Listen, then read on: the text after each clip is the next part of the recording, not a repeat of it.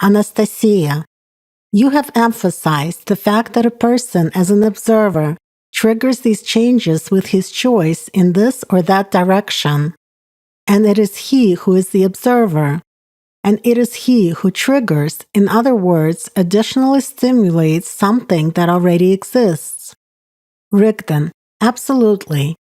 Man constantly chooses between the spiritual world, with its force coming from the soul, and the material world, with its phantom games of the animal mind, which one way or another tries to redirect the life energy of a person for its own needs. These are the two dominant forces that create in the material world in this peculiar conditional confrontation, and man as an observer is only placed on the edge of choice between them. Moreover, for the beings of the material world who make up a part of the animal mind, these forces are invisible, but they're fateful for human, because there is a part of eternity, the soul, in him, and he has an opportunity to become an immortal spiritual being. Anastasia, therefore, the main determining moment for a person is what thoughts and actions he pays attention to in his everyday. Rigdon, that is absolutely correct. For better understanding, I will illustrate with a figurative example of an internet user what a person's choice between the two dominant forces is. When a person focuses his primary attention on something, in other words, makes a choice, he does not see how he triggers the beginning of these changes in the first dimension by doing this.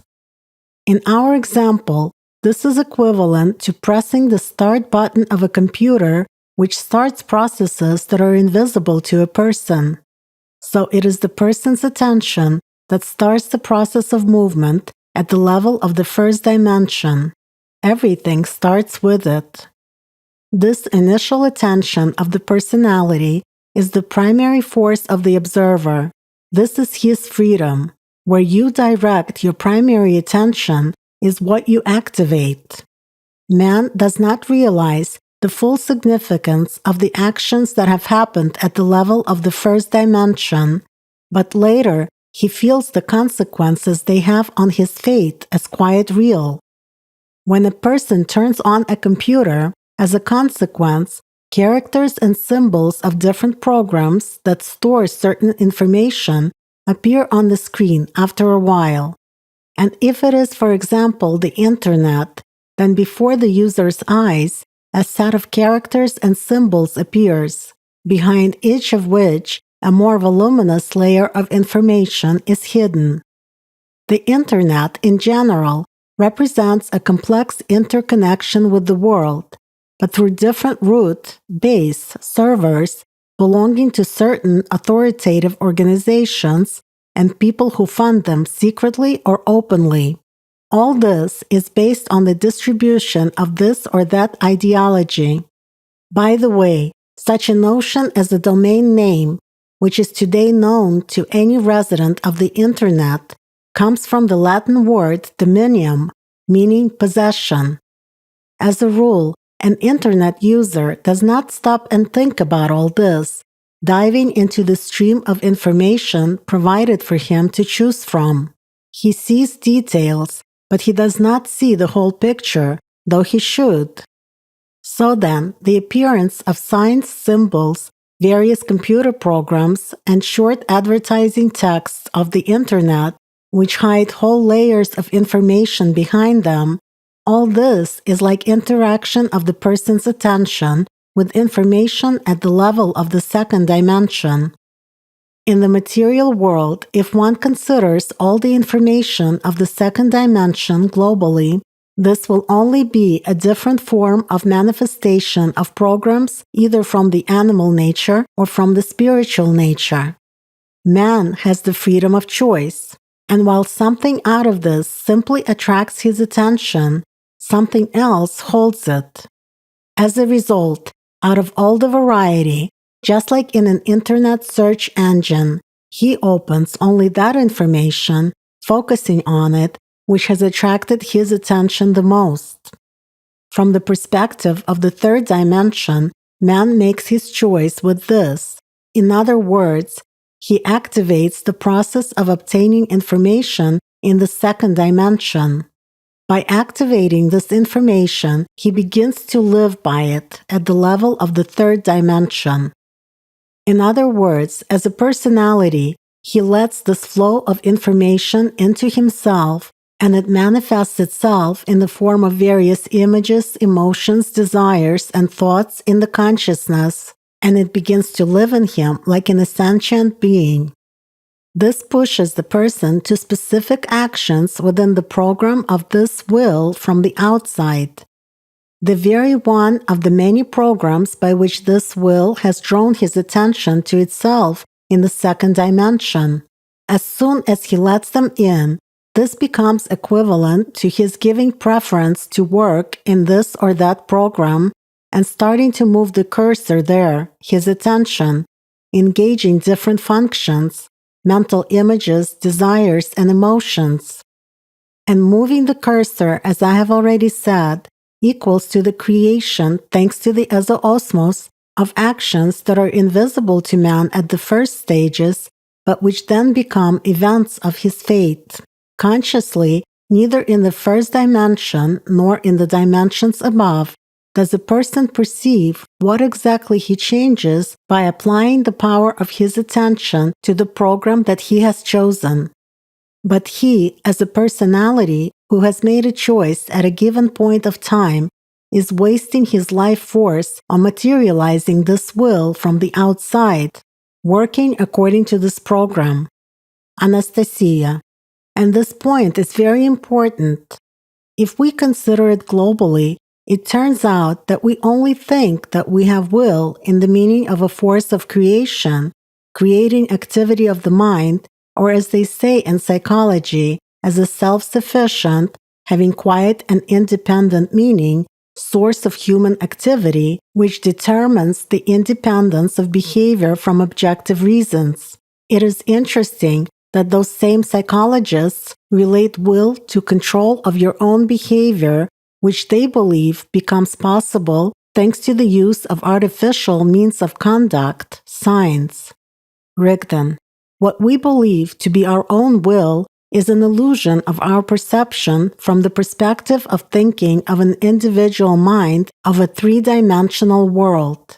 If we consider our example, a person just activates the incoming flow of information with his choice and spends his life force on realization of this will. Will, whether emanating from the spiritual nature, the world of God, or coming from the animal nature, the animal mind, is a force from the outside, or rather, an information program implemented in a certain structure that carries it out.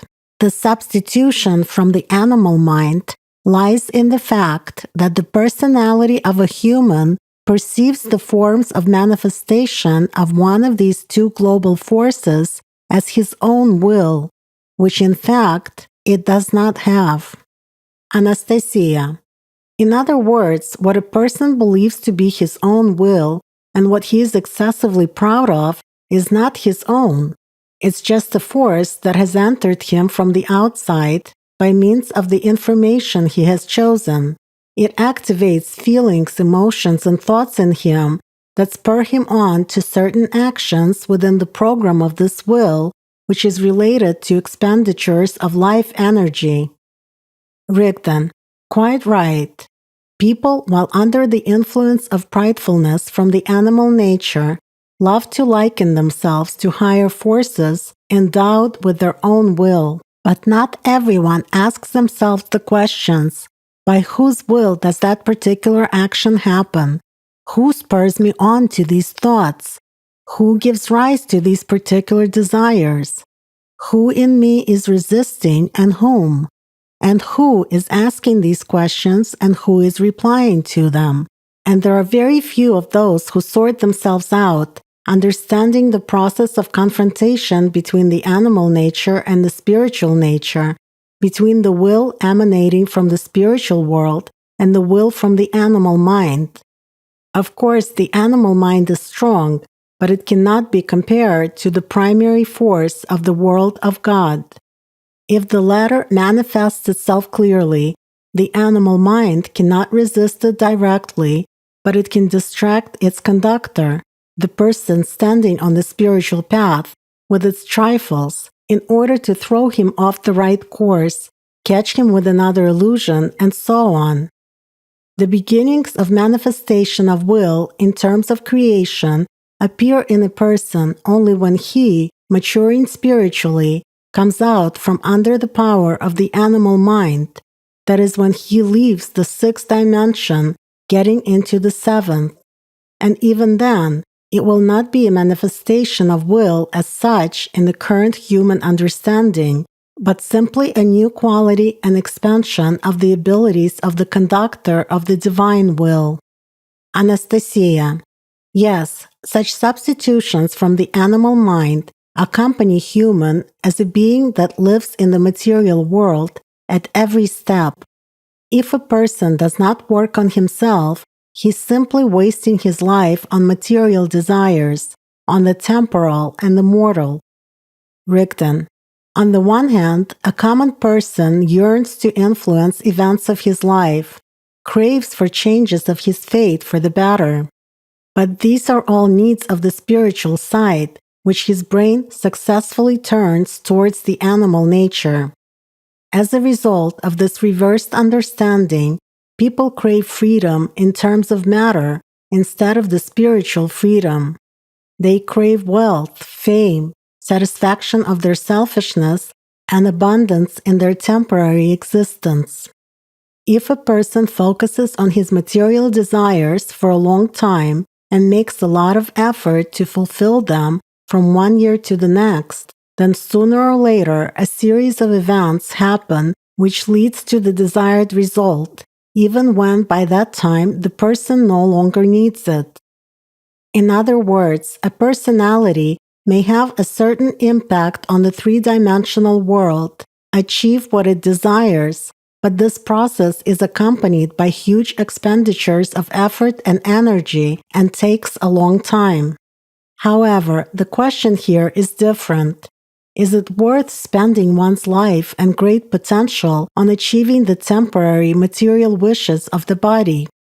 Anastasia. Some readers are asking, what is the meaning of my life? Why am I here? Am I really here just to plant the tree, build a house, and raise children? And in their thoughts, they themselves respond that if that were the main purpose of man's existence on earth, then first of all, he would not need such a complex structure of matter, including such an overabundant organization of the brain, which includes various levels of the state of consciousness. Second, it would be logical to assume that everyone who already has a house, children, and a personal garden would be happy and satisfied with their lives. But in general, these people ask such age-old questions without finding satisfaction in achieving the desires of their youth. Rigdon. The meaning of man's life is not at all in reproduction and improvement of his material living conditions. These are just natural instincts of any animal which is genetically programmed to create a burrow or build a nest and so on in order to raise offspring. A human is more than an animal. His purpose is to become a spiritual, immortal being. But in chasing his material desires, man irrevocably squanders two valuable factors, time and life energy. I draw your attention to the fact that they're spent irrevocably, and consequently certain opportunities are lost. In his choice, man is free, of course, to fritter away the life force that he has on the programs of the animal nature in this illusory three-dimensional space. But as a result, he will miss the most important thing for which he has come into this world. And after all, man is given as much time and as much energy as he needs to free his soul, and even above that, more than enough for possible errors in the process of getting personal experience by his personality. Figuratively speaking, Time and life energy are like gasoline for a car, the body, which is enough to drive exactly from point A to point B with small deviations given the complexity of the way. But if you go in the opposite direction instead, if you dedicate your life to the whims of your material, for example, go to tune up your car, to satisfy the ego by the master, the animal nature, then as a result, you will run out of time and energy allocated to you. Eventually, you will lie so beautiful at a car junkyard of subpersonalities, just like the others around you, rusting and rotting. While you could have purposefully used that time and energy to get to destination B, where your final transformation into a completely different being, a spiritual being, would have taken place. Anastasia, as you once said, whatever little world of personal power man has built for himself in the material world, it is temporal and transient. Everything in this world has an end. Entire galaxies, stars, and planets are destroyed, and the human body is all the more mortal. Rigdon, it is difficult for people to understand that their existence is momentary, and they're afraid to even think about death. But death for man is just another form of life. It is the result of his lifetime choice. For a person in whom animal nature dominates, it is difficult to realize that there is something bigger than this material world. But when the personality works on itself and as a result gets in touch with the spiritual world, then it comes to realize that it is the spiritual world that is the real and the main creating force, and everything else in a person's life is just games of the animal mind, a chase after an elusive illusion. Anastasia, yes, this knowledge is really interesting and important, and it gives a completely different understanding of not only the visible, but also of the invisible world. Rigdon, absolutely, but perhaps let us get back to our conversation about the human structure in the invisible world. Human, like other information objects of the material world, from giant stars to the smallest particles, has certain projections, kind of his mirror reflections at the energy level. Different peoples at different times have denoted them differently, describing or recording the invisible structure of man in the chronicles of secret knowledge, sacred texts, and pictures. Let us conditionally call these life projections essences, as they are quite sentient, even more so than people suppose, and have their own characteristics. By their nature, these essences represent energy structures, certain local centers. In the invisible structure of human, these are the same inseparable parts of him, like the head, arms, and so on, are in the physical body. In the center of the structure, in the middle of all the projections of a person, is the soul. The essences are energy and informational structures, and they play an important role both in the life of man and in his after-death destiny. They have great capabilities and are connected with other dimensions where interaction takes place on a subtle energy level. Thanks to them, a person can influence the world from the perspective of higher dimensions of the material world up to the sixth dimension. Human essences are named according to their location around the structure, as well as the conditional orientation relative to his physical body. The front, the back, the right, and the left essences. They represent the main fields, so to speak, the living sides of a four-sided, truncated pyramid in the overall human structure. They are approximately located at an arm's length from the physical body of a person in the directions corresponding to their names. In the front, in the back, and at the sides, on the right and on the left side. The knowledge about them has been considered sacred since ancient times. There exist many various references to them in the mythology of peoples of the world from antiquity to the present day. For example, this information can be found in cosmological myths and legends of the peoples of the world, in rituals of sorcerers, shamans, priests, and exorcists. In particular, the descriptions of the latter often say that a person addresses the four elements or directions of the world, the four spirit aids of man, and so on, while performing a certain traditional ritual. In many cases, the connecting link is the center. In the sacred legends, this is the soul as the center of man's energy structure, the fifth center. In other cases, it is referred to as the first center, while in practical rituals, it is the personality's consciousness. So the external actions of such a spellcaster are, as a rule, either a theatrical play designed for the public, imitation of the lost knowledge without understanding the essence, or mere concealment of it. In reality, the main action takes place in a person, in his inner world. With help of certain knowledge and practices, he simply gathers himself into a single whole and operates these essences. The personality is the control center. Thanks to such joining, the person's capabilities in the invisible world greatly expand. I draw your attention to the fact that these essences are not the astral doubles of a human.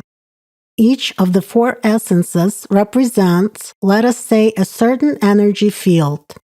Figuratively speaking, this is a transparent cluster which can turn into any thought form that a person sets, a mirror image of the person himself, or some image of an animal, spirit, and so on. We can say that a person, while doing certain meditation techniques in an altered state of consciousness, assigns to one of the essences a certain thought form, and focusing his attention on it, materializes that essence. Anastasia. So basically, it is a transition from the state of an energy wave into a material particle. As soon as the observer focuses on the essence, the process of transformation of energy into subtle matter takes place. Accordingly, it acquires a thought form, the image put into it by the person. Rigdon. Yes, at that, its connection with the invisible world is fully preserved. As I have already said, each of the four essences has its own characteristics and manifests a certain connection between the visible and the invisible world. The front essence is located in front, at an arm's length from the physical body of a person. It is connected with the person's life here and now, both in the third and in higher dimensions, and with his movement from the present to the future. This is a kind of a vector and an indicator of the life's way.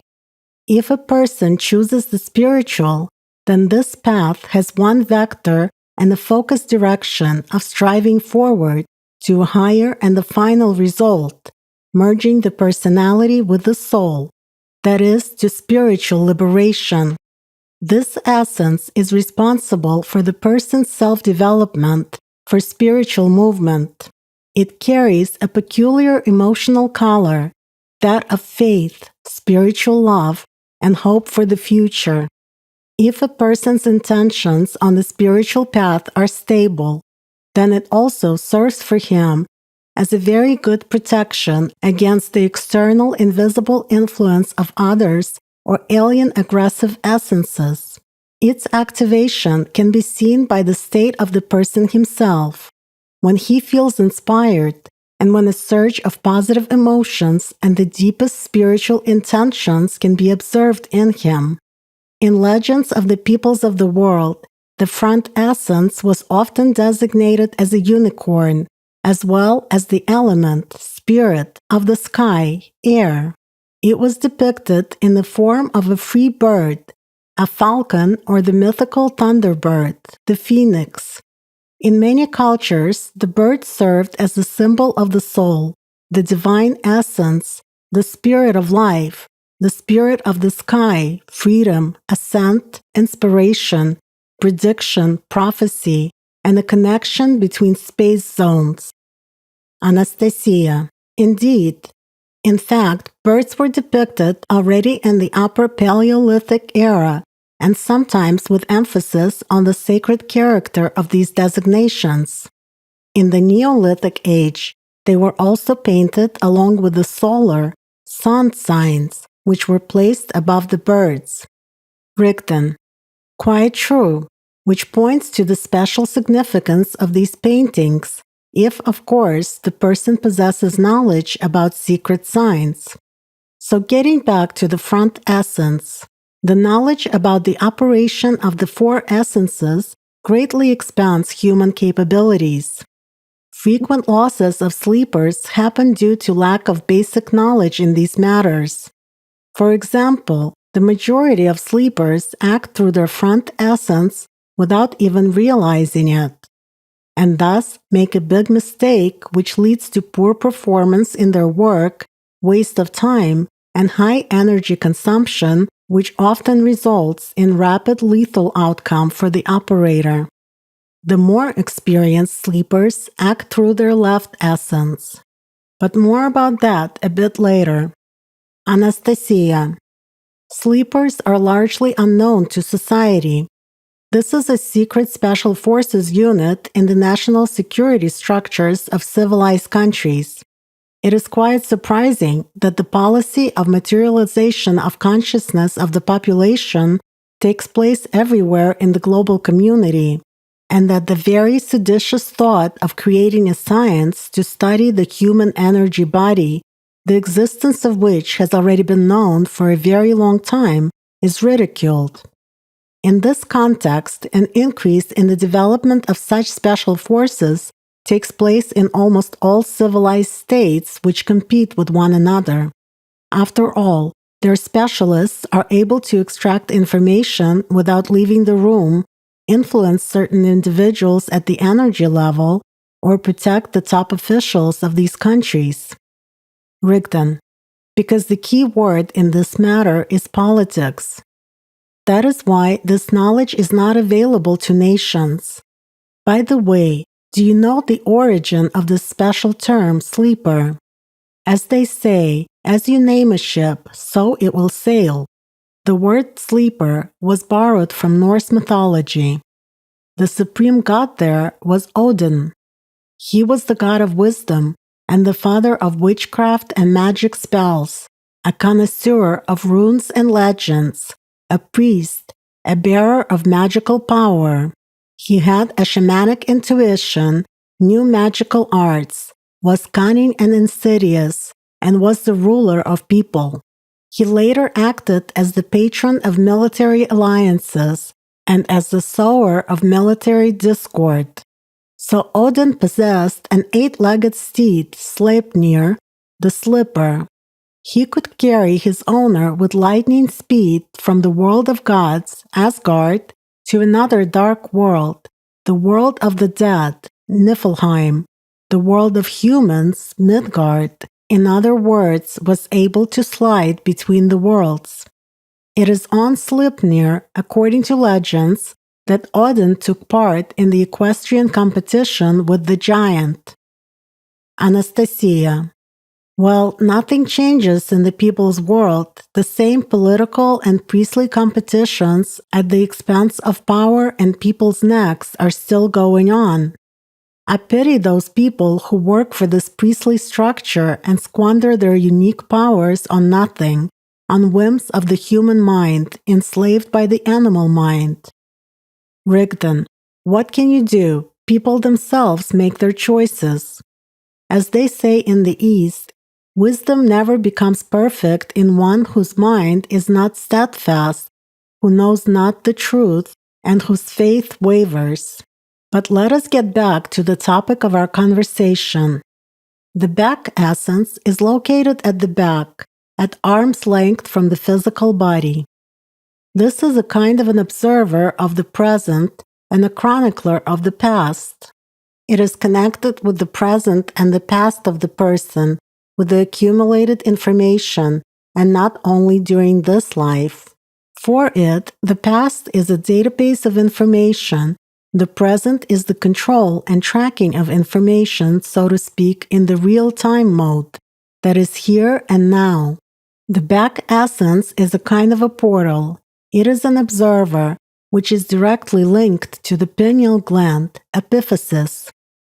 Thanks to this portal, after mastering certain meditative techniques, it is possible to carry out tunneling to any point in the past. The back essence is usually depicted in the form of a fish, a seal, for example in the traditions of the northern peoples, a lizard, an elephant, or a turtle. It is denoted by the element of water, that which immerses into the depths of the past. The Siberian peoples have preserved mythological references about some kind of opposition of the bird and the mammoth, and it was the bird and the fish with the Sumerians. The back essence may also be depicted as a spirit with a human face, symbolizing the human past. The right essence is located at an arm's length to the right of the physical body of a person. This is in essence one of the constituent parts of the animal nature in man. More precisely, the right essence has several qualitatively different functions, the manifestation of which depends on what is dominant in man, the spiritual nature or the animal nature. The right essence is closely related to this world. The main emotional characteristics of its manifestation in man, when dominated by the animal nature, are aggression, despondency, or fear. If it is not controlled by a person in a proper way, then he often becomes subject to its attacks. The latter is felt as a flow of bad thoughts, or thoughts that provoke negative feelings, and as a sudden surge of the state of depression. Its attacks are characterized by the narrowing of consciousness to the level of a certain problem, as well as by such emotional states as despondency, anger, greed, resentment, self-blame, a manifestation of any fantasy or illusion, and looping of thoughts on the same problem. But this happens when a person gives the power of his attention to these thoughts. I must point out that all four essences simply trigger the birth of certain thoughts which correspond to various surges of certain emotional states. But the essences keep alive and amplify, especially when the animal nature dominates, twisting a situation beyond recognition, making a mountain out of a molehill, only those thoughts that the personality chooses. Man has a choice, the thoughts of which essence to give preference and his attention to, simply put, whom to listen to. But as soon as he makes his choice, that is, as soon as he gives preference to certain thoughts, active work of this or that essence which has triggered these thoughts begins. Anastasia. By the way, you once mentioned that the processes of so-called secret influence, mental manipulation, infection of the masses with ideas that stimulate aggression, anger, and negative emotions in people are associated with activating the right essence in people. Rigdon. That is so. Inhibition of the front essence in people and activation of their lateral essences are carried out by specialists experienced in these things. Such influence is similar to hypnosis. In a meditation, one can feel and observe the influence of the right essence, understand where and how this flow goes. It is felt as a downward pressure from the right, from the outside to the inside. However, if a person disciplines this essence, that is, if he exercises strict control over his thoughts and emotions, avoids negative feelings, strictly adheres to the spiritual direction, he will get an effective helper that is well oriented in the world of subtle matter and has a multidimensional connection with the same essences of other people. And I repeat, This connection happens regardless of time and space. In their sacred paintings, different peoples generally portrayed the right essence as some strong or aggressive totem animal, for example, the white tiger, the Kyrgyz shamans, bear, lion, leopard, monkey, and so on, or a mythical guardian, spirit. Mentions of this are recorded in archaic mythical and ritual traditions whenever aggression, fear, or unusual force is mentioned. They usually indicated fire as the element that symbolized this essence. The left essence is located at an arm's length to the left of the physical body.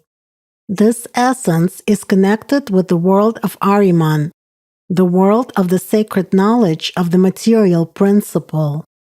It is endowed with a great number of features and functions, but again, their use by the personality depends on what is dominant in person, the spiritual or the animal nature. When the animal nature dominates, the left essence is characterized by guile, pridefulness, deceit, and seduction.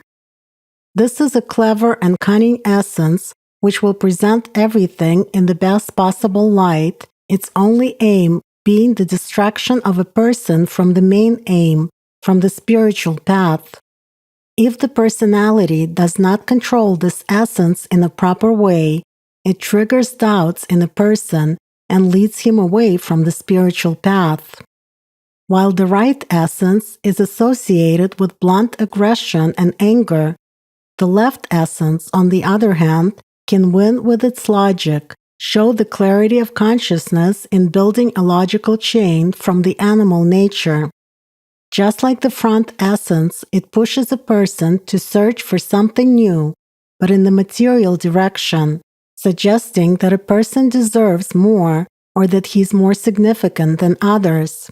In general, the idea of megalomania and the thirst for secret power over others are the basis of its attacks on the personality when the animal nature dominates in consciousness. When such thoughts visit a person, then in the state of meditation, one can also trace pressure from the outside.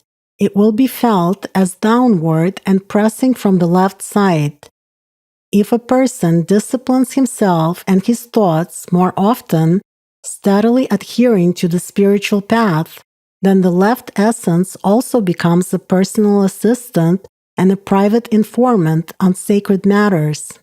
In ancient treatises, the left essence is commonly referred to or portrayed either as a terrifying beast or a clever and cunning animal, such as the wolf, jackal, a mythical monster, dragon, snake, or as a guardian and a spirit.